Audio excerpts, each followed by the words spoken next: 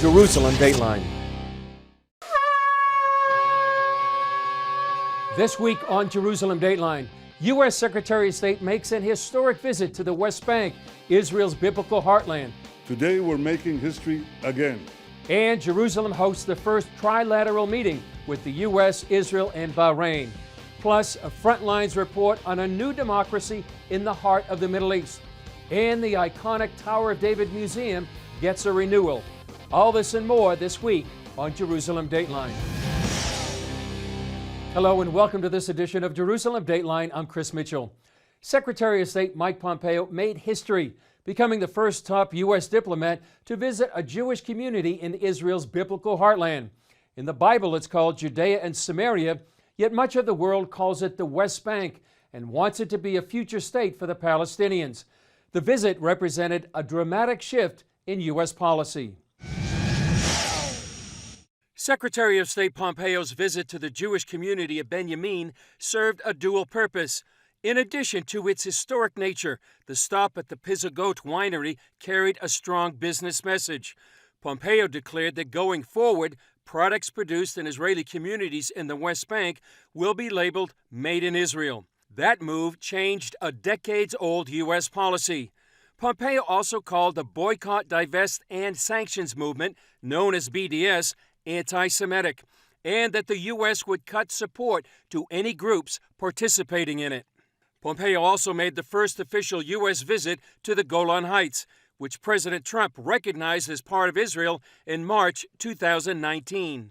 You can't stand here and stare out at what's across the border and deny the central thing that President Trump recognized that previous presidents had refused to do, that this is a part of Israel, and a central part of Israel. On Wednesday, the U.S., Israel, and Bahrain marked their first ever trilateral meeting in Jerusalem, the latest milestone in the Abraham Accords. Today we're making history again. This is the first ever official ministerial visit from the Kingdom of Bahrain to the State of Israel. It marks another important milestone on the road to peace between our two countries and peace in the region. Throughout all the meetings, it has been obvious the intention and keenness of all sides to ensure that the peace we are pursuing will be a warm peace that will deliver clear benefits to our peoples. Pompeo emphasized the message sent to Iran. These agreements also tell malign actors like the Islamic Republic of Iran that their influence in the region is waning and that they are ever more isolated, and this shall forever be until they change their direction. Also Thursday, the New York Times reported the Palestinians are considering ending the so-called pay-to-slay program to gain favor with a potential Biden administration. This program pays convicted Palestinians in prison and their families up to $4,000 a month for terror attacks, including murdering Israelis. However, Itamar Marcus of the Palestinian Media Watch tells CBN News he feels it's unlikely the Palestinians will give up the program, since it's such a part of Palestinian society. Palestinian President Mahmoud Abbas has said numerous times the martyrs and their families are sacred, and so are the wounded and the prisoners. Even if we have only a penny left, it will only be spent on the families of the martyrs and the prisoners. As Secretary of State Mike Pompeo announced, the new relationships from the Abraham Accords are sending a strong signal to Iran. A nuclear Iran represents perhaps the main threat facing the U.S., Israel, and the Middle East. Now a new report says they might be further along than you think towards developing a nuclear bomb. Before the proverbial ink was even dry on the Iranian nuclear deal signed in 2015, Iran has pushed its limits. Slow but consistent breaching of the limitations that Iran took upon itself when it signed the JCPOA in the summer of 2015. Now, it's doing it step by step. While misbehavior like that led President Trump to pull out of the international agreement, Iran's tactics seem to be working. The most recent report of the UN's International Atomic Energy Agency discovered Iran now has 12 times the amount of low-enriched uranium allowed by the so-called deal. Retired Israeli General Yaakov Amidror says Iran has a three-pronged approach to a nuclear weapon: developing long-range ballistic missiles, enhancing enrichment capabilities and enriching large amounts of uranium that could be turned into weapons-grade level. In the capabilities that they have today with the new centrifuges, they have only to make the decision. They have all the capacity which is needed to enrich uranium to this level. According to the Institute for Science and International Security, Iran's estimated breakout time as of late September 2020 is as short as 3.5 months. That time frame would be early 2021, but that element is just the first of 2 steps towards a nuclear weapon. The other point is how to assemble a nuclear device. It's not the same. How you create the device to start the nuclear chain of reaction. That makes the major question. How long would it take for Iran to have a nuclear bomb? I would say that if Iran decides that it puts away all kind of international respect and oversight considerations and go fast forward, then Iran can become nuclear, fully nuclear, meaning with the ability to put a bomb on a missile, etc., between 3 and 5 years. Well, tonight I'm here to tell you one thing. Iran lied. In April 2018, Israeli Prime Minister Benjamin Netanyahu went on prime time to unveil thousands of documents taken straight from Iran's secret atomic archives. What we found in the archives is a good answer to all those who said, the Iranians are not serious. The archive gave us a clear picture of very serious project, which was very much advanced. Bergman, the author of Rise and Kill First, a definitive study of Israel's Mossad, says that operation exposed Iran's deception. I am sure that after that Mossad operation, Ocean 11 Jewish style, after that operation, nobody can go back to the same JCPOA because everybody understands and confirms. Everybody, including in closed sessions, the Chinese and the Russians. Everybody now understand that this was based on a lie. Bergman notes the Mossad also led a spectacular operation in July that set back Iran's nuclear program for months or more. Someone was able to smuggle a huge tonnage of explosive into the main facility for the assembly of centrifuges in Natanz and explode that and creating damage of severe magnitude to the Iranian nuclear project, which proves again that special operations and agents, boots on the ground can be sometimes a very good replacement with sending the troops, the airplane, the armadas, and starting a war. For Israel, the question of a nuclear Iran remains a daily exercise. Our philosophy is very clear. We are getting every morning, we ask ourselves, will tomorrow be too late? If the answer is no, we are going for another day. And when the minute will come, if the minute will come, and we will have to answer ourselves, yes, tomorrow will be too late, then we will have to ask ourselves, okay, what we are doing. It's clear after facing the potential of a nuclear Iran, Israel has been preparing to answer that question for a long time. Up next, a revealing report on how Turkey is threatening many nations throughout the Middle East. For years, Middle East observers have warned about the expansionist policies of Turkey's President Recep Erdogan. Those ambitions reach throughout the region, all the way to Jerusalem.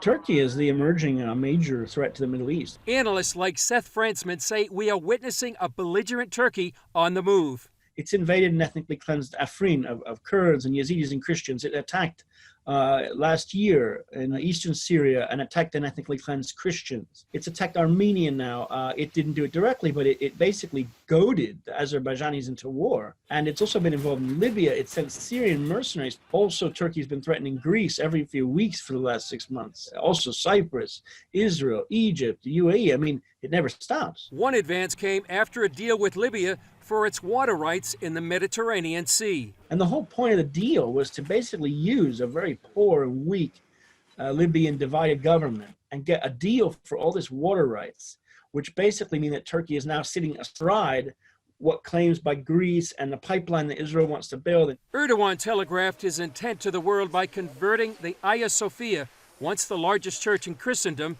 into a mosque.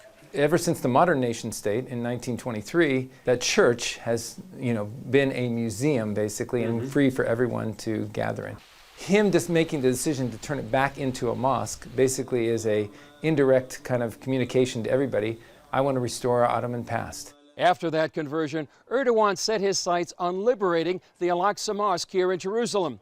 Then last month he said, in this city that we had to leave in tears during the First World War, it is still possible to come across traces of the Ottoman resistance.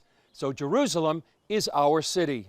Frantzman says the regional powerhouses of Turkey and Iran share the same goals. I think it's just that we have to admit the rhetoric from Ankara today is a rhetoric that looks exactly like the Iranian regime rhetoric. And that's, by the way, exactly what the UAE and other friends, I think, of the US and Israel say, which is that Iran and Turkey are on the same side. It's not the Persian Ottoman Empire, Sunni and Shia. They're both religious extremism. And then there's other countries in the region that are not that. Erdogan's aggression presents another problem. Turkey is a NATO member, but isn't seen as a team player. Recently, it purchased Russia's S-400 anti-aircraft missile system and aligns itself with the Muslim Brotherhood and Hamas. It's connected deeply into the European NATO security infrastructure. And I think that presents a huge challenge. And I don't know how countries are going to extricate themselves. It's a regime seen as hostile to Christians. 2 years ago, Turkish officials convicted and then released American pastor Andrew Brunson on charges of aiding terrorism. Now, Middle East analyst Mike Karam tells CBN News Turkey is closing its doors. Basically, his goal to cleanse Turkey of all, non-Turkish Christians. Any Protestant foreign Christians that are living, working in the land or involved with the Turkish church at all, they've been declared persona non grata and a threat to national order or threat to national security. Given its dreams of a neo-Ottoman empire and Turkish nationalism, some believe Turkey might be as much of a threat to the West as Iran. Coming up, an on-the-ground report from one of the most important areas in the Middle East, a new democracy in the region.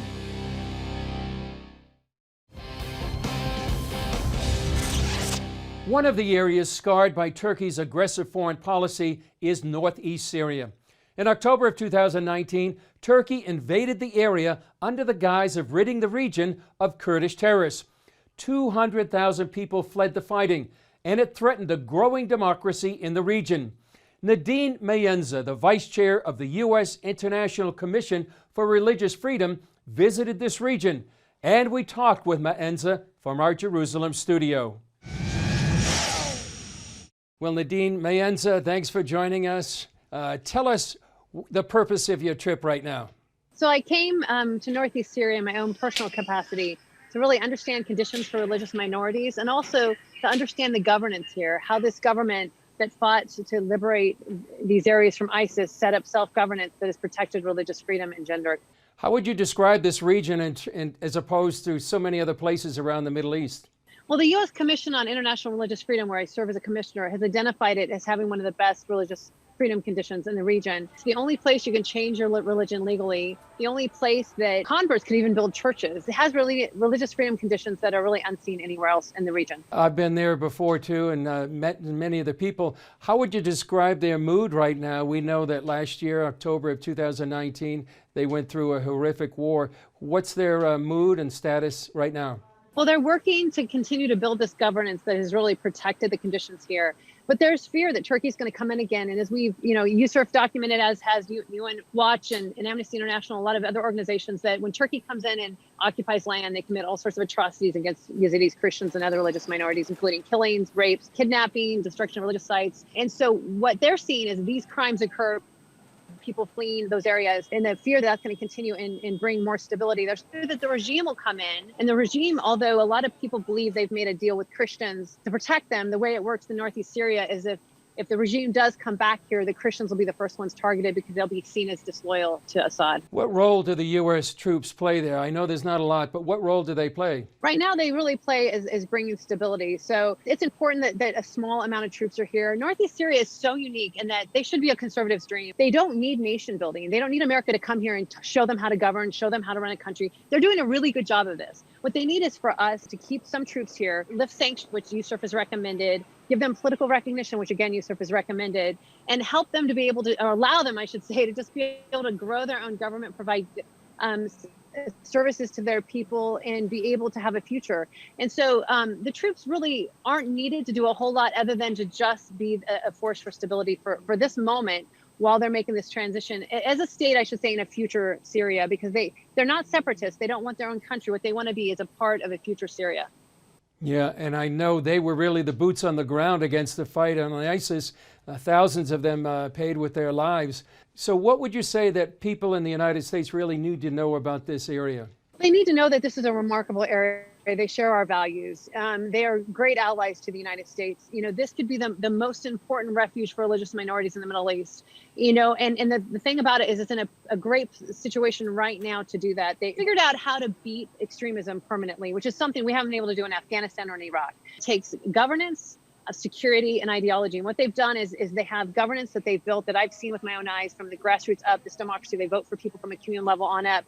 And they have security in the Syrian Democratic Forces, the strongest fighters on the ground. And then the ideology is religious freedom, gender equality, and even conservation. It's a refuge for Christians to be able to live and practice their faith. I met with Kurdish Muslim converts that were able to build a church. They got a license to build a church. Nowhere else in the Middle East would that be allowed. It's such a small step for the United States to support them, giving them political recognition, lifting their sanctions. People could come here and invest and help build this country, or this government, I should say, as part of a future Syria.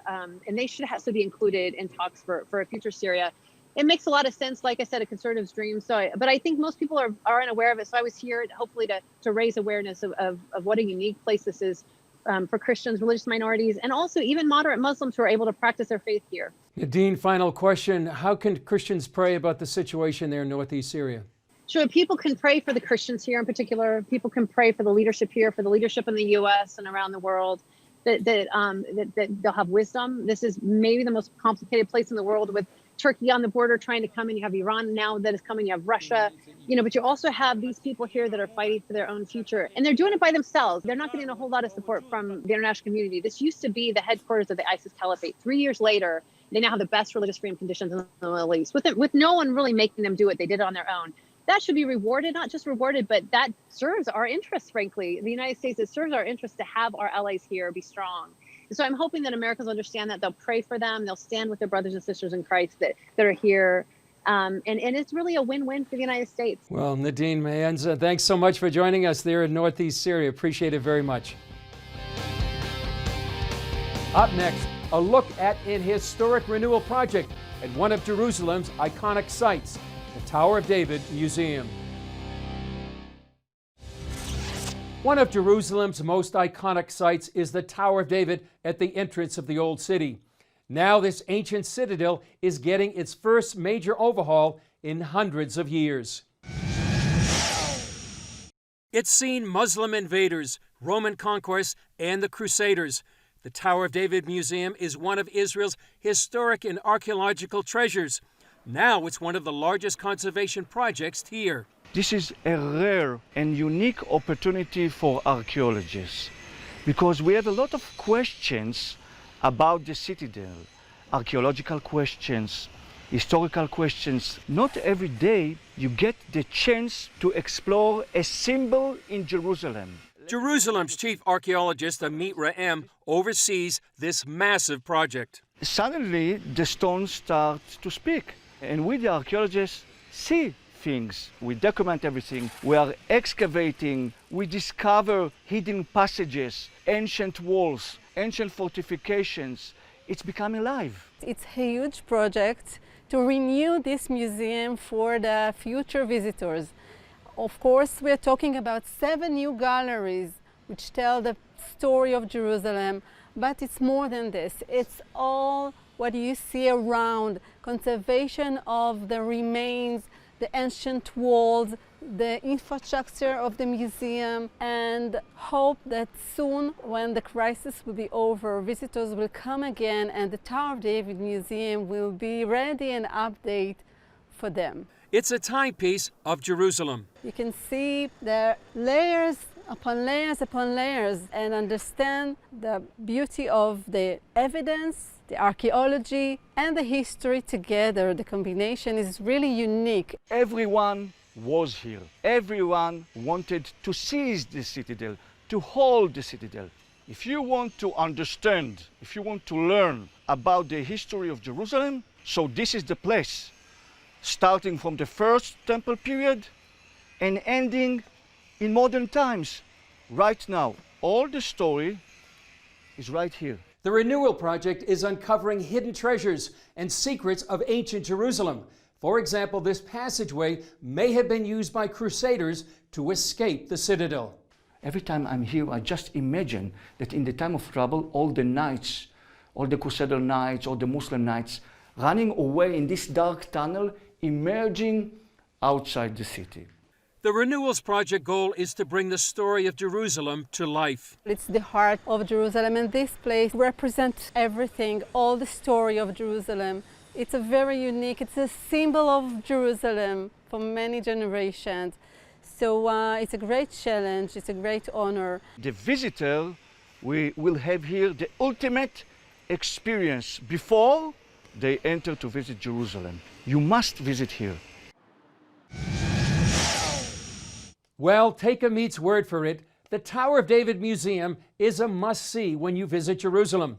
The project will take about 2 years to complete, but when tourists do return to Israel, perhaps next year, the museum says it will still remain open. Well, that's all for this edition of Jerusalem Dateline. Thanks for joining us. Remember, you can follow us on Facebook, Twitter, Instagram, and YouTube. I'm Chris Mitchell. We'll see you next time on Jerusalem Dateline.